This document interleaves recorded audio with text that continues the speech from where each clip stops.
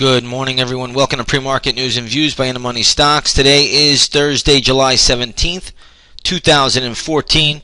Let's jump right into the charts here. We're going to see that the S&P 500 E-mini futures are trading down $7.25 to 1967.50 per contract. But you can see that they have come off of the lows. So what are you going to do today? See what the market's doing. You're going to keep an eye on the dollar-yen. Dollar-yen will tell you everything you need to know. You can see the dollar-yen staging a bounce here, starting to come back down a little bit. So that's going to hurt futures if we do make new lows.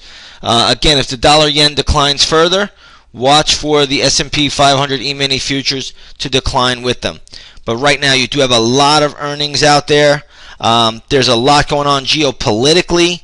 So again, there's a lot in store for the markets, a lot that you're going to have to focus on and look at today.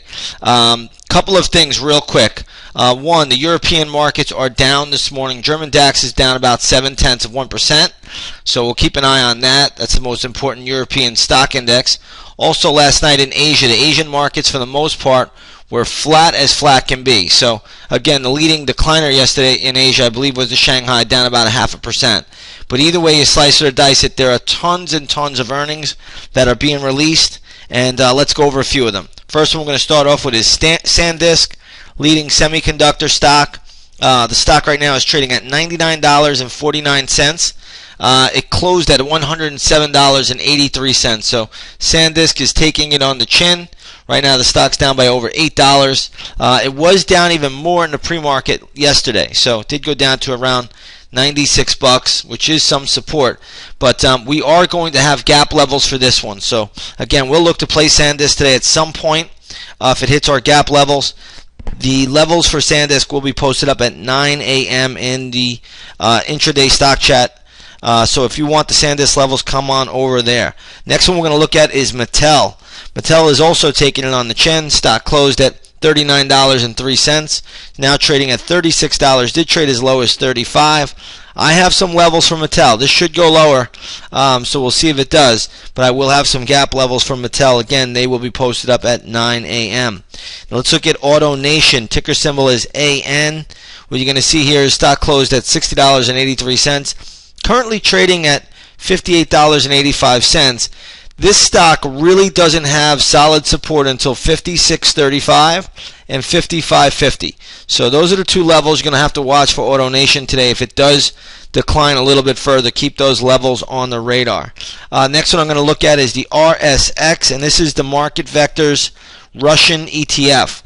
Now, as you all know, President Obama slapped more sanctions on Russian President Vladimir Putin and the Russian country. We'll see what effect that has.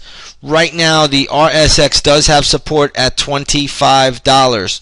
So keep that on the radar. There is going to be some support at $25. The next big level after that, you could actually make it $24.95, pierce of $25. After that, you're going to look at $24.16 and $23.38. All support levels for the RSX. The next support level after that would be $22.51. So there goes a bunch of levels you have for potential bounces on the RSX. Next one we're going to take a look at is NGL. And this is NGL Energy Partners. I'm going to see if I can find a level for the chat room. We'll post this up at 9 o'clock in the morning. We'll see what that one comes. I want to redo those numbers, though. Let's take a look at Morgan Stanley. They reported earnings. The stock is trading at $32.92. Currently closed at $32.50. Again, nothing wrong here, but I don't see much upside from here. So be very, very careful with Morgan Stanley. There's a lot of resistance around the 33 to 33.50 level.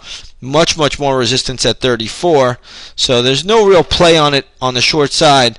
But what you can look for on the long side would be a move down to $30.86. There could be a scalp bounce at that level. Morgan looks like it does have a lot of support. And again, that's $30.86 for this stock. It might be $30.70. It's going to be right in that vicinity. I have $30.86 this morning.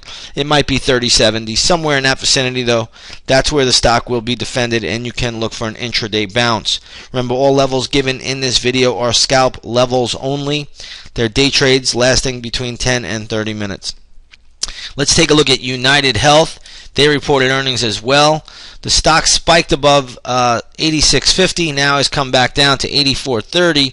UnitedHealth is still a strong stock. There's nothing I would do on the short side here, but if the stock did decline, I would be a buyer around $79. So just to give you all a heads up, right around 79, 79.10, I would look to be a buyer of UnitedHealth today for just a scalp trade. Let's take a look at OWW, which is Orbitz Worldwide. Stock is trading at $8.44, closed at $8.97. The only level I'm seeing for Orbitz right now is around $7.80. So again, has further downside momentum, if you ask me. Let's take a look at Yum Brands. I don't know the news here. I don't know if it was earnings or not. Stock closed at $82.71. It's trading at 81 at the moment. Did print an 80 tick down here, so we'll see if it falls. A level I really like for Yum Brands today would be $77.70. I don't know if it gets down there, but if it does, snatch it up. Let's take a look at Microsoft. Microsoft's in the news today. They are laying off 18,000 people. We'll see how the stock reacts after the opening bell, but before the opening bell, it's soaring and roaring. Stock closed at $44.08, now trading at $45.29. Anytime you cut the workforce, it's usually a positive for the stock. Wall Street loves that. I don't have a great shorting level. All I'm going to say is Microsoft is overextended. A level I would short the equity, though, would be $48.70. I don't think it gets there, but either way, that's the level. Let's take a look at eBay. EBAY is the ticker symbol. Right now, the stock is trading at $51.13. It closed yesterday at $50.70. I really have a hard time thinking this is going to get much above 52. So again, I don't see any upside for eBay. I don't know if I would short it there. I may. We'll look at it in the chat room live when it comes about, if it does even get back toward the $52 level. But there should be a ton of resistance at that stage. So we'll see how that all shakes out and plays out. Now, looking at the gold market today, gold futures are up $5, back above the 1300 level, trading right now at $13.04. Spot 90, so $1,304.90. Good little move for gold. I don't think there's a lot we could do with it, though. Take a look at the GLD, which is trading right around 125 at the moment. Closed at 124.97, so basically right where it closed.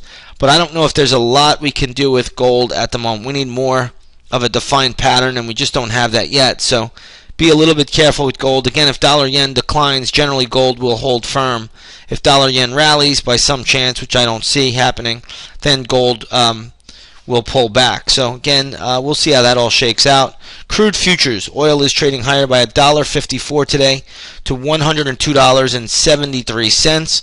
Let's go to the all-important USO. Just for full disclosure, I do own the USO here. Right now it's trading at $37.81. So a good little move for the USO. It closed at $37.31. Oil is oversold, getting a good little bounce. We'll see if it can sustain itself and move higher. But anyway, slice it or dice it. Oil was severely oversold, so due for some type of a bounce in the near term. All right, that pretty much covers everything. Futures right now are down 8.25 points, but they are well off of the lows. So you can see the lows down here this morning, below 1962 rather, and now trading around 1966.5. So futures are off the lows. Keep an eye on that dollar-yen chart. It will guide you throughout the rest of the day. Again, there are a lot of earnings out here, so make sure you're well aware of that. And we got earnings season kicking in. You also have options expiration tomorrow. So there'll be a lot of game playing by the institutional money. They'll be shaking the tree left, right, upside down, all around. Be prepared.